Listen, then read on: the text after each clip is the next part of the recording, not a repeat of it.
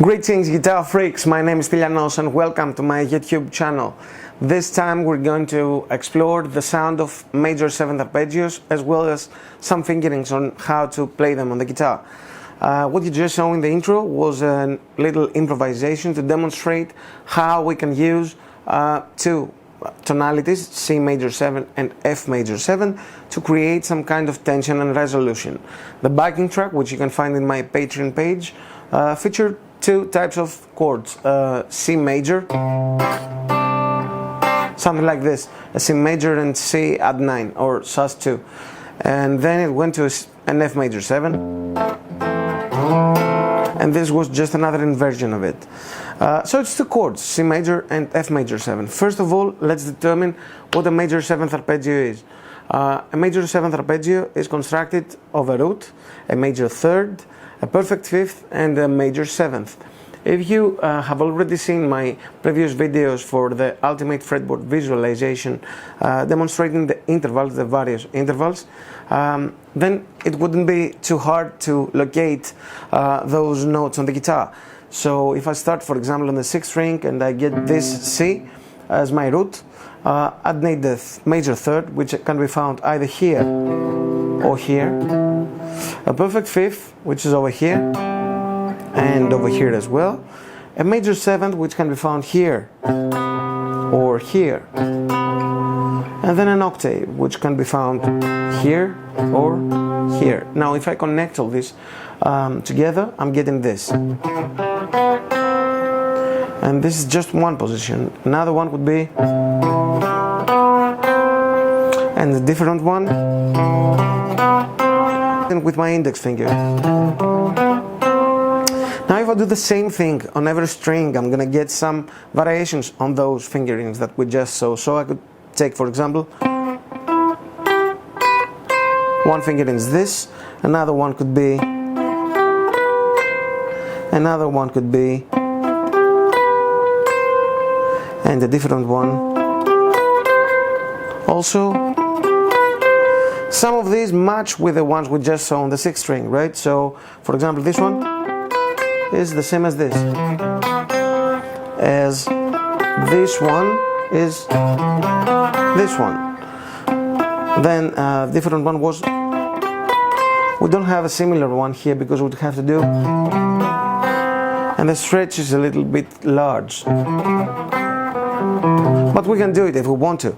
And the different one was this one. This is exactly the same as this, and with our index finger, same fingering, exactly the same. Next string, on the D string, I'm gonna get, this is a nice chord as well, major third, perfect fifth, major seventh, and the root again. So, and then a different one would be, so I'm keeping the triad here, adding the major seventh and the root in the other string. And the different one would be, so I'm playing a bar between the 5th and 7th. And then I'm adding the root here. A different fingering would be, and finally I could also do the same with my index. I have one octave. And finally on the G string, I'm gonna start with my middle finger. So I'm borrowing with a slide from the next fret because I don't have any more strings to go to. And another fingering would be, or, and that's it. All right? So now, the next logical step after we learn those small positions would be, of course, to transpose this. So I can take the same backing track that I already had and try to play in one specific position between the C major 7 and the F major 7. So for example, the progression was like,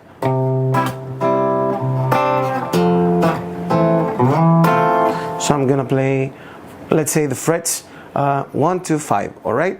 I can find the root position here on the A string. And the F, I can do this one, or I can do this one, or I can play it this way as well. So I can start jamming a little bit between those two positions like this. 1, 2, 3, 4.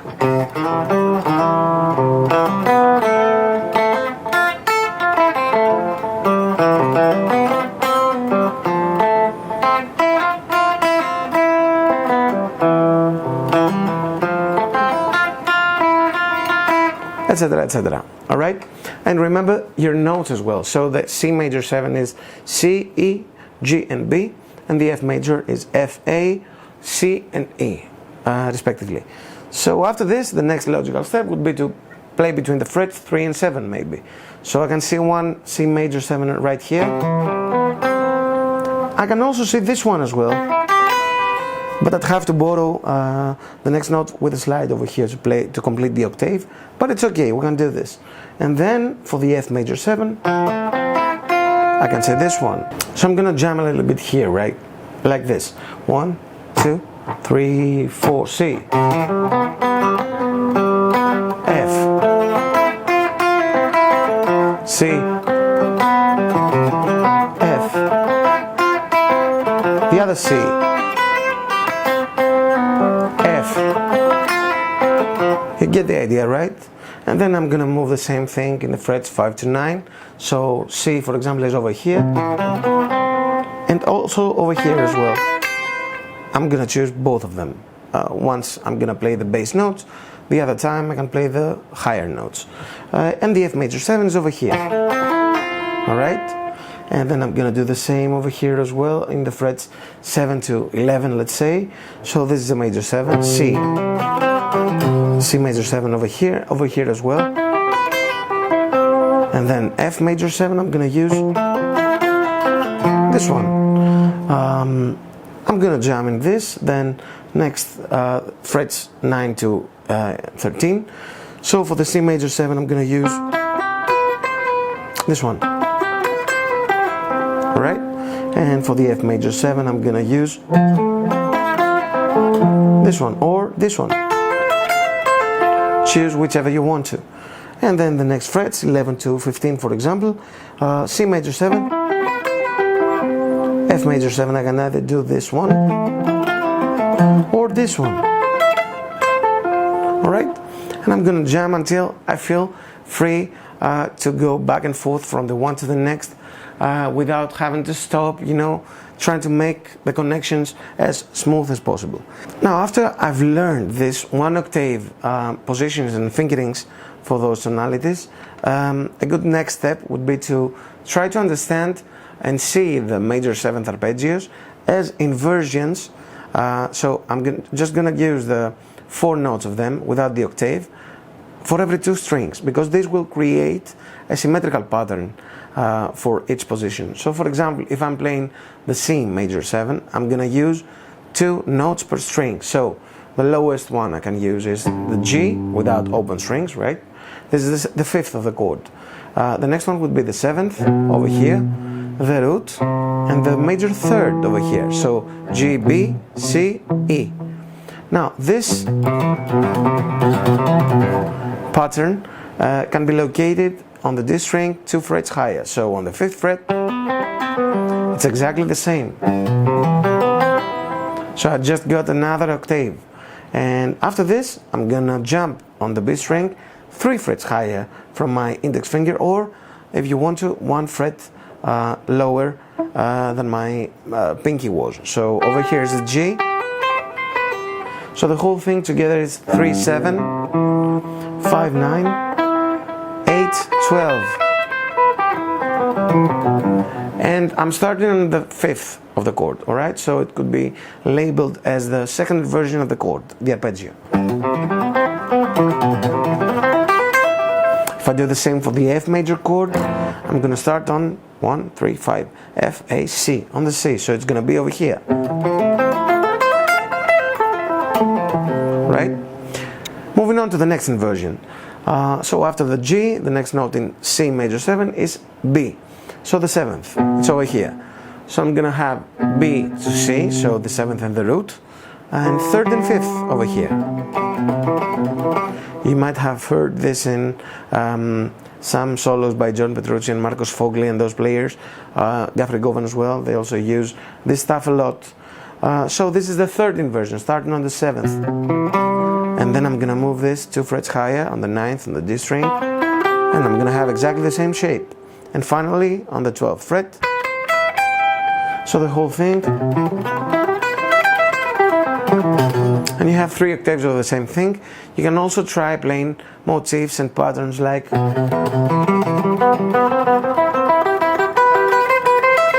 I just played groups of 3 or groups of 4.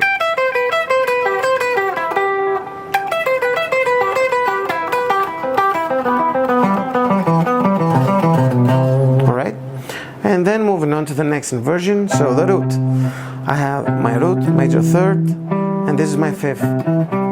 Now after the 5th, since I want the 7th, I have to go over here.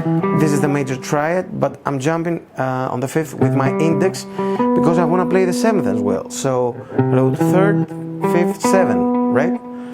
So it's a little bit mind-boggling because you have to jump, and then when you have to play the next octave starting on the C, you'll stay on the same fret and then move 2 frets higher.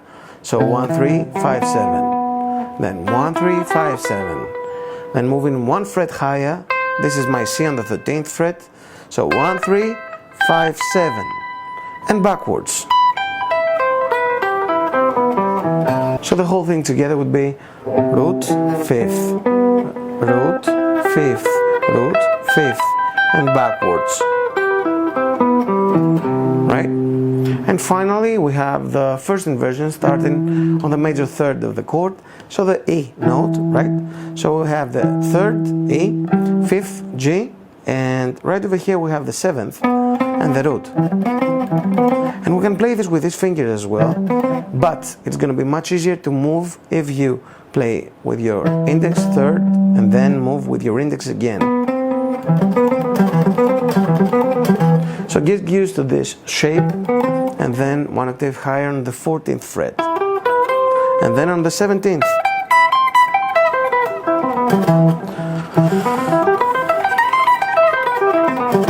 And these are the 4 inversions for the C major 7. Now apply this to the F major 7 as well. Now a good idea would be to try to write a short etude going up and down the strings using those 2-string patterns, and trying to change every bar for the backing track that we just saw. So since it's 1 bar of C major 7, 1 bar of F major 7, and I have to play 2 notes per string, if I want to play a full bar, it would be 2 by 6, so 12 notes. So I'm going to have to play something like triplets on every string. So if I started on the C major 7, I'd have, right? And then if I want to move to the F major, right over here where I am, to voice lead the thing as well, move to the F, so this would be my root, right? So root, back to the 7th, 5th and 3rd. So this pattern. So the whole thing would be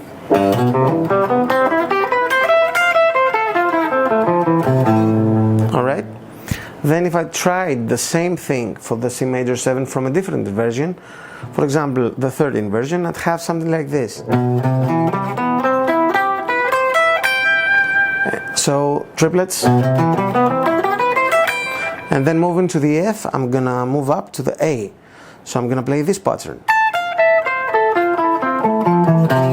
So the whole thing, 1, 2, 3, 4.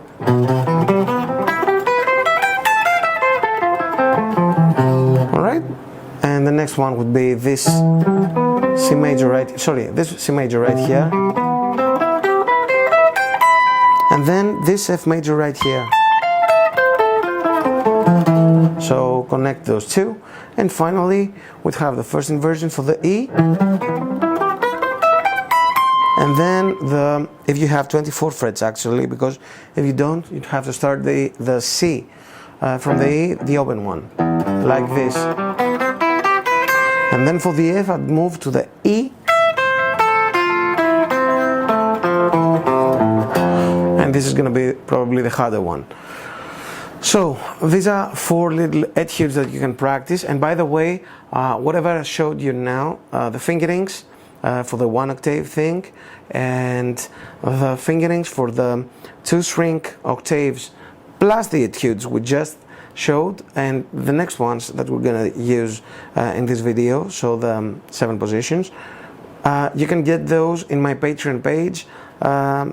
The link is down in the description. So moving on. Now the next thing to practice in order to get to know your major 7ths really well is to learn the 7 basic boxes for these arpeggios. So I'm going to show you the way that I practice them. I'm going to start on the root of each box at the beginning. So the first box that I can play for the C on my neck is this one. I'm going to start with my middle finger on the C over here, and I'm going to get 1 octave as we showed before, plus the octave right here. So, and then I'm going to add to this root the 3rd and the 5th, going backwards, and then I'm going to add to this the 7th, 1 semitone below, plus the 5th on the 6th string. So the whole thing should sound like this. And I just used sweep picking and legato, but you can also do the same thing with alternate as well, like this. And in my opinion, you should try them both.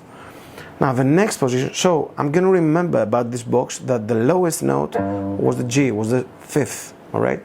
This is going to matter later on. Now moving to the next position between frets 3 and 7. I'm going to start with my root over here, use this fingering, and then I have the other one, the other octave. But I'm not going to add the octave here as well, so connecting those two, I'm going to get and backwards. And then I'm going to add the 7th over here, major 7th, and the 5th. So this box also has a lowest note on the 6th string, which is the 5th. So the whole thing should sound like this with sweep and legato, and with alternate picking. Right? Moving on to the next position. So I'm going to start on the root over here, the 8th fret, and I'm going to have 1 octave like this, and then 1 octave like this. And I'm going to add the 7th to this as well. So this is my root, but the box starts on the 7th. So sweep, and then with alternate picking. Right. Next one, middle finger on the C. So I'm gonna play this octave and then this one, and connect those two. Back to the 7th and back to the root again. And with sweep picking the same thing would be. Alright, moving on to the next position. So this is my index. I'm gonna play this. But then when I get to this root over here, I'm gonna shift, instead of the middle finger, I'm gonna use my 3rd. Why? Because I wanna move on to the next position like this. Alright? So I'm gonna have, and then root and major 3rd, backwards, 3rd to the index, so the whole thing. Alright, and with alternate picking as well. Moving on to the next position, this is my root on the D string, so I'm gonna have this fingering right here. And then I'm gonna use the 3rd as well, backwards, and then I'm adding the 7th, 5th, and 3rd to the same box. So, alright. Next one is my root over here, the pinky. So I'm gonna use this octave. Actually, you can do this one as well, but I prefer not to have the a roll between the 2 strings. So large stretch and then middle finger. This is another root, third and fifth. So the whole thing and backwards. And after this root, I'm going to add the seventh, fifth and third, and back to the root. So the whole thing with straight picking would be, and with alternate picking. Alright? And these are the 7 positions. Now, after you get to know this really well, these positions, the next thing to do would be to try and connect them. One way to connect them would be starting on the root of each box, and when we finish and play the whole thing up to the highest note of the box, back to the lowest note of the box, and back to the root, just before we shift to the root, we're going to use the 7th that will lead us to the next box. So if I start in this box right here, after this 7th I'm going to slide and go to the next position. And after this 7th, I'm going to slide to the next position. And I changed fingers with my index, moving to the next. And up to the next position. And I'm going to move to the 7th, that will take me to the next position. And I'm going to move my 7th up to the root for the next position, and then this one up, and I can try this with a lead guitar tone as well.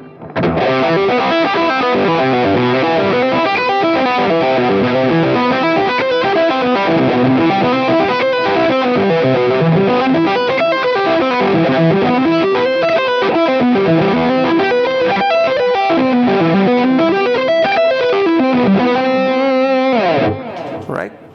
This would be one way to change between them. Another cool way would be to start on the lowest note of each box, and after we finish one position ascending, we'll move on to the next position descending. But this requires that you actually know what are the intervals inside each box. So whatever I've said in this video cannot be learned in one sitting, in one day, in 1 week, perhaps not even in 1 month, because you have to practice it for a very, very long time until it becomes second nature, and not just some fingerings, but being able to actually visualize where your 4 notes are, the root, the 3rd, the 5th and the 7th, inside the boxes, not just in one place. But if I tried it, it would sound like this: ascending one box, descending the next, ascending the 7th, descending the 1st, ascending the next one, descending the next, ascending this one, descending the next, and now I'm gonna do everything backwards like this.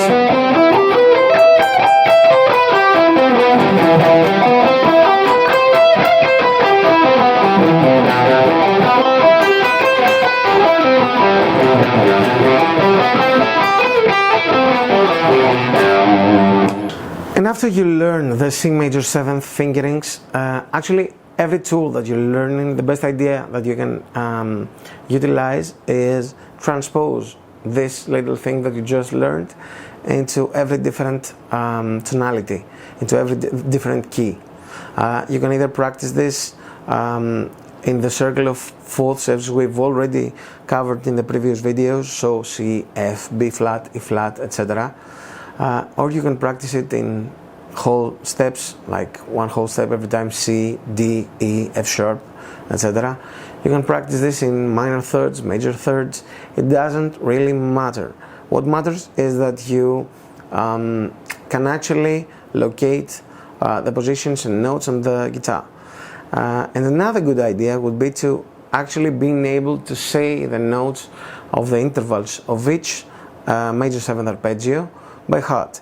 So for example, if I took the circle of fourths and tried to apply the major 7th intervals to every key, I'd start with the C, so C, E, G, B. then the F, F, A, C, E. B flat would be B flat, D, F, A. E flat would be E flat, G, B flat, D, etc., etc. Try to apply this to every key. So continue doing this until you can actually do it fast, until you can locate and think of the correct notes in 0 time. This is going to help you a lot when you're playing, because as I'm always saying, theory is not a theoretical aspect of a musician's life. Theory is actually the most practical thing if you know how to apply it.